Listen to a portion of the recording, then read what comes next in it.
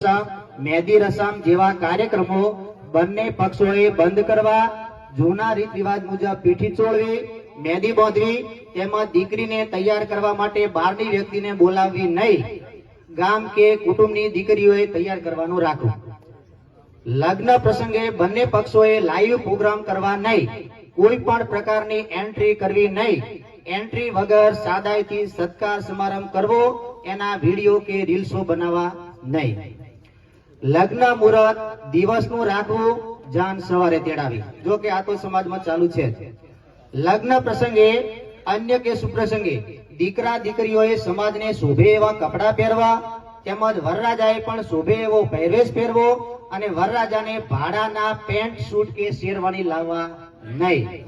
જે નવેસરથી સીવડાવીને તૈયાર જ પહેરવાના રહેશે. જે આપણે ભાડાના લાવીએ છીએ એ સદંતર બંધ. લગ્ન પ્રસંગે જાનમાં વધુમાં વધુ 15 વાહનો તથા વધુમાં વધુ 100 માણસોથી વધારે લઈ જવા નહીં અને પોતાના સમાજના જ માણસો લઈ જવા તથા બંને પક્ષોએ જાનમાં ફટાકડા સદંતર બંધ કરવા. લગ્ન પ્રસંગે જમણવારમાં 2 મીઠાઈ, 1 ફરસાણ, દાળ ભાત, પૂરી અથવા રોટલી, છાશ અને અથવા ઉનાળો હતો કેરી રસ, પાપડ જેટલી આઈટમો રાખી શકાશે. અલગથી બીજી કોઈ ચાઇનીઝ, પાણીપુરી જેવી આઈટમો રાખવી નહીં અને રસોઈ સમાજના રસોઈયા પાસે જ બનાવી અને સ્ટાફ પણ બને ત્યાં સુધી સમાજનો જ રાખવો. લગ્ન પ્રસંગે પડલામાં વર પક્ષે કન્યા પક્ષને વધુમાં વધુ 2 તોલાથી વધારે સોનાના દાગીના મૂકવા નહીં. ખાસ મુદ્દો, પડલામાં જે દાગીના મૂકવામાં આવે છે એ 2 તોલાથી આગળ વધવા જોઈએ નહીં. સગાઈ કર્યા બાદ કન્યા પક્ષને લગ્ન પહેલો અને સગાઈ કર્યા બાદ કન્યા પક્ષને મેં વધુમાં વધુ 1 તોલાથી વધારે સોનાના દાગીના મૂકવા નહીં, ચાંદીના કડલા પણ મૂકવા નહીં, તેની જગ્યાએ ચાંદીની પાયલ અથવા જોજર મોકલવી. એટલે ટૂંકમાં કાચો શેક પણ હોય ત્યાં સુધી દાગીના આપણે 1 તોલાથી વધારે મોકલવા નહીં. દીકરીના લગ્ન પ્રસંગમાં પૂરકમાં 1 જ પિત્તળનું બેડું આપવું. અન્ય કરિયાવર તરીકે દાખલા તરીકે સોફા સેટ, ટીવી, તિજોરી, ફ્રીજ તેમજ અન્ય ઇલેક્ટ્રિક ઉપકરણો કે રસોડા સેટ આપવો નહીં. આ બધી સામગ્રી દીકરીને અગેણી વખતે આપી શકાશે.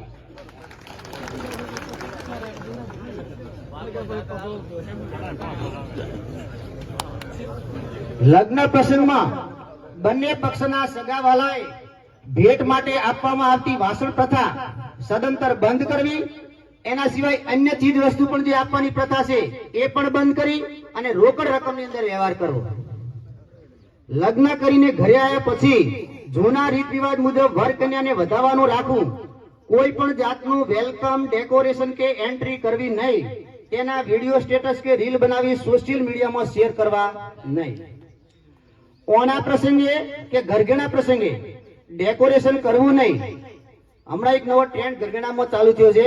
એટલે ઘરઘેણામાં ફેરા ફરવા નહીં, માત્ર ફૂલહાર કરવાનું રાખવું. ઘરઘેણા વખતે જોન જોડી જવું નહીં. તેમજ દીકરો કુંવારો હોય તો પણ તેડવા માટે 15 વ્યક્તિઓથી વધુ માણસોએ ઘરઘેણું તેડવા જવું નહીં. ઘરઘેણામાં લગનિયા મૂકવા નહીં. તેમજ ઘરઘેણામાં ઓઢામણીની પણ આપલે કરવી નહીં. હવે મામેરામાં વર પક્ષ, કન્યા પક્ષ જે ઢાલ દરમિયાન આપવામાં આવે છે તમામ ઓઢામણીઓ રોકડ રકમમાં કરવી. લગ્ન તથા અન્ય શુભ પ્રસંગના જે કહુંબા હોય, કસુંબા, એમાં બંને પક્ષોએ બિસ્ટોલ, ગુટકા, મસાલા કે કાચી સાકર સદંતર વાપરવી નહીં, ખરીદી કરવી નહીં. જાનમાં બિસ્ટોલ, ગુટકા કે મસાલા સાથે લઈ જવા નહીં. ચાખોટ પણ સાથે લઈ જવા નહીં. ચાખોટની વ્યવસ્થા મોડવા પક્ષે કરી આપવી અને કન્યા પક્ષ દ્વારા આપવામાં આવતા કસુંબામાં વર પક્ષ તરફથી ગોળિયા ટીકડા વેચવા નહીં, ઉતારે વેચી શકાશે. લગ્ન પ્રસંગે બંને પક્ષોએ મોટા અવાજે વગાડવામાં આવતા ડીજે સદંતર બંધ કરવામાં આવે છે. આની જગ્યાએ ઘર આંગણે ઢોલ તથા શરણાઈ વગાડી શકાશે, પરંતુ બહારના કોઈ પણ કલાકાર બોલાવવા નહીં. ઉત્તરાયણનું આણું, ઘરઘેણું તેમજ સગાઈ પ્રસંગ હોય તે દરમિયાન ચીજ વસ્તુઓનું પ્રદર્શન કરવામાં જે આવે છે ને એનું ડેકોરેશન કરવામાં આવે છે તે સદંતર બંધ કરવું. તેના વિડીયો, સ્ટેટસ કે રીલ બનાવી સોશિયલ મીડિયામાં શેર કરવા નહીં. સગાઈ કર્યા બાદ મોકલવામાં આવતા હાયડા સદંતર બંધ કરવામાં આવે છે. તેની જગ્યાએ વર્ષમાં માત્ર એકવાર 1100 રૂપિયા રોકડમાં આપવા. લગ્ન પ્રસંગ પૂરો થયા પછી વેવાણને મળવા આવવા જવાની પ્રથા બંને પક્ષ તરફથી સદંતર બંધ કરવામાં આવે છે. ઉંમર લાયક કન્યાને લગ્ન પછી પિયરમાં વધુ સમય રોકી રાખવી નહીં. ઉત્તરાયણના ઓણામાં વધુમાં વધુ 5 જોડીથી વધારે કપડાં આપવા નહીં. ટંકની જગ્યાએ સુટકેસ મૂકી શકાશે. ઉત્તરાયણના ઓણામાં દીકરીના કુટુંબ તરફથી ઓઢવણી તરીકે મોકલવામાં આવતી ઓઢણીઓ સદંતર બંધ કરવી. લગ્ન પ્રસંગ પૂરો થયા પછી વર પક્ષ અને કન્યા પક્ષ બંને પક્ષોએ ઓછામાં ઓછી 1100 રૂપિયાની પાવતી નજીકની શૈક્ષણિક સંસ્થામાં ફરજિયાત લેવી. જાનમાં કપડાં ચેન્જિંગ કરવાનું રાખવું નહીં. બને ત્યાં સુધી જાનમાં મહિલાઓ મર્યાદિત સંખ્યામાં લઈ જવી. કુંવારી દીકરીઓને મોબાઈલ આપવો નહીં. દીકરા અને દીકરીને ઓછામાં ઓછું ધોરણ 12 સુધીનું શિક્ષણ ફરજિયાત આપવું. 12 સુધી દીકરીને પણ ભણાવી. વર પક્ષ તરફથી જાનના ઉતારે અપાતી રકમમાં એક સૂત્રતા જળવાય તે હેતુથી 1500 રૂપિયા ફિક્સ રકમ આપી. 1500 થી વધારે પણ નહીં અને ઓછા પણ નહીં. ઉતારે જે આપવામાં આવતી રકમ છે એમાં એક સૂત્રતા જળવાય હેતુથી. જાનમાં વરઘડિયા પરણીને ઉતારે આવે ત્યારે ખોળામાં મૂકવામાં આવતી રકમ 1100 રૂપિયાથી વધુ મૂકી શકાશે નહીં. આ હમણાં નવો વ્યવહાર વધ્યો તો, અમુક સંખ્યાઓ વધારે હતી એટલે. સગાઈ પ્રસંગે કન્યાને પાઠ પર બેસાડીને કરવામાં આવતું ડેકોરેશન બંધ કરવું તથા તેની રીલ સોશિયલ મીડિયામાં શેર કરવી નહીં. સગાઈ પ્રસંગે ટોપરો બાંધવા માત્ર પુરુષોએ જવું, મહિલાઓને સાથે તેડી જવી નહીં. કોઈ પણ શુભ પ્રસંગે વેવાણ મળવા આવે ત્યારે ઓઢમણું આપવાનું સદંતર બંધ કરવું. 11 વર્ષની ઉંમરે બાળકોને યજ્ઞોપવિત જનોઈ ફરજિયાત ધારણ કરાવી. એ દરેક મા બાપની ફરજ છે.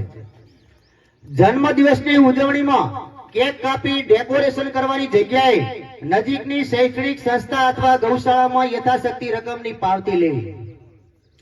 શ્રીમંત પ્રસંગે બેબી શાવર અથવા તો કોઈ પણ પ્રકારનું એને અનુલક્ષીને ડેકોરેશન કરવું નહીં. બાળકના જન્મ પછી સ્વાગતના નામે કરવામાં આવતી તમામ એન્ટ્રીઓ સદંતર બંધ કરવી. તેના વિડીયો, સ્ટેટસ કે રીલ બનાવી સોશિયલ મીડિયામાં શેર કરવા નહીં. સાદાઈથી ગૃહ પ્રવેશ કરાવો.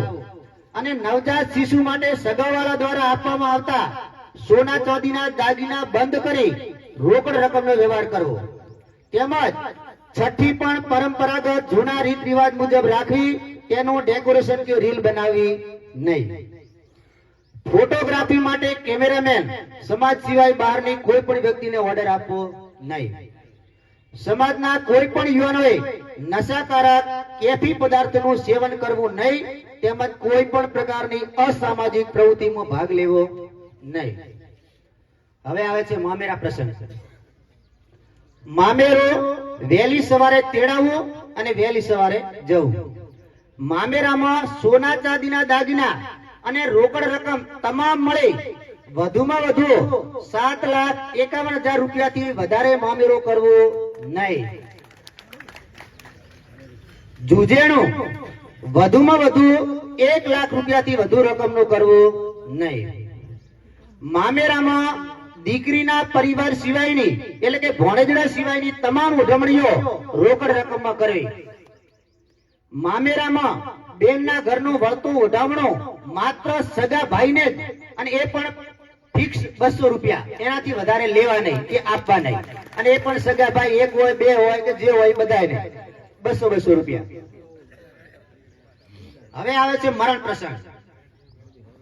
મરણ પ્રસંગે 70 વર્ષથી નીચેની ઉંમરની વ્યક્તિના મરણ પાછળ કરવામાં આવતા 2 દાન સદંતર બંધ કરવામાં આવે છે. માત્ર ખીચડી કઢી રાખવા. અને 70 વર્ષથી મોટી ઉંમરની વ્યક્તિના મરણ પાછળ 2 દાન મરજિયાત છે. કોઈ ફરજ નથી, કોઈ પણ પ્રકારનું દબાણ નથી. બરાબર, પણ બની શકે તો ન કરે તો સારું. તથા ખીચડીમાં ઘી વાટકીના બદલે વાડીથી આપવું, જેથી ઘીનો બગાડ થાય નહીં. મરણ પ્રસંગે આપવામાં આવતી કાચી સાકર, કોરી સાકર, બંને સાકર સદંતર બંધ કરવામાં આવે છે. ટૂંકમાં પથારીએ થાળી રાખવી જ નહીં, ફેરવી જ નહીં. પથારીએ થાળી બંધ.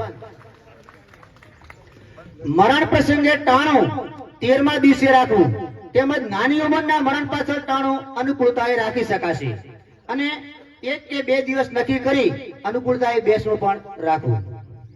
મરણ પ્રસંગે રવિવારના દિવસે લોકાચાર જઈ શકાશે, એ દિવસે આપણે પાણી પણ આપી શકીએ. મરણ પ્રસંગ પૂરો થયા પછી રાખવામાં આવતો પૂર્ણ માસ સદંતર બંધ કરવામાં આવે છે. મરણ પ્રસંગે ડાબરીના પૈસા અલગથી આપવાને બદલે મૃતકના ફોટા આગળ મૂકવા, જો કે પરંપરાગત હાલ તો ચાલુ જ છે. મરણ પ્રસંગ પૂરો થયા પછી આવતા પ્રથમ તહેવારે માત્ર બેન દીકરી સિવાયના સગા સંબંધીને તેડાવા નહીં. પહેલો તહેવાર આવે એટલે કુંવાસી આવી છે. મરણ પ્રસંગે ટોણાના દિવસે સાથરાવાળી મહિલાઓને આપવામાં આવતી રોકડ રકમની આપલે સદંતર બંધ કરવી. મરણ પ્રસંગે ટોણાના દિવસે કરવામાં આવતી નાત સદંતર બંધ કરવામાં આવે છે. ગંગા થાળી કરી શકાશે, તેમજ મા બાપની હયાતીમાં ઉજવણું પણ કરી શકાશે. ઉજવણું પણ વહેલી સવારે તેડાવવું, અને ઉજવણામાં જેનું ખર્ચ તેના ઘરની જ ઉજવણી કાગળમાં લખવી. મરણ પ્રસંગે પાર કે છાજિયા લેવા નહીં. મરણ પ્રસંગે ટોણાના દિવસે યથાશક્તિ મુજબ નજીકની શૈક્ષણિક સંસ્થામાં પાવતી લેવી. મરણ પ્રસંગે ટોણાના દિવસે ઉજવણી, આ ખાસ મુદ્દો છે, ધ્યાન આપજો. મરણ પ્રસંગે ટોણાના દિવસે ઉજવણી મૃતકના પરિવારે લેવી ખરી, પણ આપવી નહીં. એટલે કે જમાઈઓને જે કરવામાં આવે છે ને અમે કરવી નહીં, આવે એ લેવી ખરી. લોકાચાર દરમિયાન મહિલાઓ દ્વારા વેવાઈના ઘરે સંભાળ તરીકે આપવામાં આવતી રકમ બંધ કરવામાં આવે છે, જો કે કુંવાસી માટે છૂટછાટ રહેશે. હવે બંધારણ ભંગ થાય તો શું કરવું? બંધારણ ભંગના કિસ્સામાં દરેક ગામમાં વડીલો અને યુવાનોએ ભેગા મળે આજથી 7 દિવસમાં બંધારણ સમિતિની રચના કરવી, અને સમિતિમાં દરેક વોર્ડ દીઠ એક સભ્યો લેવા, અને નજીકની શૈક્ષણિક સંસ્થામાં કમિટીની યાદી આપવી. 2. બંધારણનું પાલન ન કરવાના કિસ્સામાં સમિતિના સભ્યો સમજાવટથી કામ લેશે, છતાં પણ જો નિયમનું પાલન કરવામાં ન આવે તો ગામમાં કોઈ પણ કુટુંબીજનો નિયમ ભંગ કરનાર વ્યક્તિના સારા માઠા કે કોઈ પણ પ્રસંગે હાજરી આપી શકશે નહીં. અને જો કુટુંબની કોઈ વ્યક્તિ સમિતિની ઉપરવટ થઈ ના પાડવા છતાં પણ જો હાજરી આપશે તો એ વ્યક્તિને પણ બંધારણ ભંગના નિયમ હેઠળ ગુનેગાર ગણી લેવામાં આવશે. અને આ અંગે ત્રણેય પરગણાની કોર કમિટીને, એટલે કે સમાજને, ગામ લોકોએ જાણ કરવી, અને કોર કમિટી આ બાબતે દંડ અથવા જે નિર્ણય લે તે બંધારણ સમિતિ અને જે તે ગામ લોકોને બંધન કરતા રહેશે. હવે આવે છે સામાજિક ન્યાય. સામાજિક ન્યાય માટે પીડિત વ્યક્તિએ પોતાને ઘરે સમાજ બોલાવવા માટે કાગળ ફાડવા બોલાવવા નહીં, તેના બદલે નજીકની વાવ, થરાદ અને ભાભર બોર્ડિંગના પ્રમુખ મંત્રી પાસેથી તારીખ મેળવી કોઈ પણ રવિવારે સવારમાં એક ટાઈમ માટે સમાજ બોલાવવાની રહેશે, અને એની અંદર ભોજન પણ સાદું રાખવાનું રહેશે. સમાજ બોલાવવા માટે પીડિત વ્યક્તિએ સમાજના વડીલોને ફોનથી જાણ કરવાની રહેશે. આના માટે અલગથી ગાડીઓ મોકલવામાં આવશે નહીં, અને વડીલોએ પોતાના સ્વખર્ચે નજીકની શૈક્ષણિક સંસ્થામાં હાજરી આપવાની રહેશે. નાના મોટા સાટા પથાના પ્રથાના ખાસ મુદ્દો આવે છે.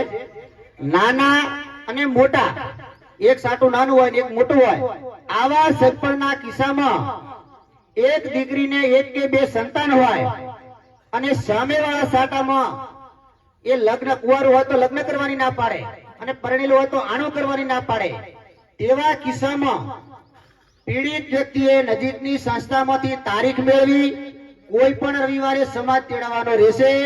સમાજ આ બાબતે ગુનેગાર વ્યક્તિ પાસેથી 21 લાખ રૂપિયા દંડ પેટે 200 મણ બાજરી અને સમાજનો બિલ વસૂલ કરશે. આ દંડની રકમમાંથી સમાજ 25% લેખે રકમ ત્રણેય પરગણાની સંસ્થાઓ માટે સહિયારી રકમ સમાજ જમા રાખશે. પછી અન્ય સગપણ તોડવાના કિસ્સામાં પણ સમાજ ભેગો કરવા માટે આ નિયમ જ લાગુ પડશે, પરંતુ એમાં દંડની રકમમાંથી 25% નો નિયમ સંસ્થામાં આપવાનો આ ફરજિયાત આ પ્રમાણે જ રહેશે. ખાસ નોંધ બીજી, આવા કિસ્સામાં ગુનેગાર વ્યક્તિ સગપણ છૂટું કર્યા સિવાય બીજી જગ્યાએ દીકરી વળાવશે તો સગપણ કરાવનાર વચેટિયા સહિત દીકરીના પિતા પાસેથી 25 લાખ રૂપિયા દંડ સમાજ અલગથી વસૂલ કરશે. આવા દંડની તમામે તમામ 100% રકમ ત્રણેય પરગણાની સંસ્થાઓ માટે સહિયારી સમાજ પોતાની પાસે જમા રાખશે. આમાંથી 100% લેવાના. અમલીકરણ. પરમ પૂજ્ય બ્રહ્મલીન સંત શ્રી આનંદ પ્રકાશ બાપુની ગુરુ ગાદીની પવિત્ર ભૂમિ એટા મુકોમાંથી રચાયેલું આ નવીન બંધારણ નું અમલીકરણ આજે તારીખ 1/2/2006 થી અમલી બનશે તથા આ બંધારણના સુધારા વધારા કરવા માટે 2 વર્ષ બાદ સમીક્ષા કરવામાં આવશે. પરંતુ ફેબ્રુઆરી 2026 ના માસ માટે આવતા લગ્નની પત્રિકા અને ભોજન સમારંભના ઓર્ડર અપાઈ ગયા હોય તેવા સંજોગોમાં આ 2 નિયમ પૂરતી છૂટછાટ રહેશે અને બાકીના નિયમો આ ફેબ્રુઆરીના લગ્ન વાળાને પણ લાગુ રહેશે. ઉપરોક્ત સમાજ બંધારણના તમામ નિયમો સાથેની પુસ્તિકામાં પરમ પૂજ્ય આનંદ પ્રકાશ બાપુનું જીવન દર્શન, ત્રિકાળ સંધ્યા આવરી લઈ ત્રણેય પ્રજ્ઞાની દરેક ગામની સંસ્થાને આધારે સંખ્યાના આધારે 52, 32 ને 42 એમાં જે સંખ્યા હશે એ પ્રમાણે પુસ્તિકાઓ વિતરણ કરવામાં આવશે. અસ્તુ. બોલો શ્રી આનંદ પ્રકાશ મહારાજની જય. આજે આપણે બધા શપથ લઈ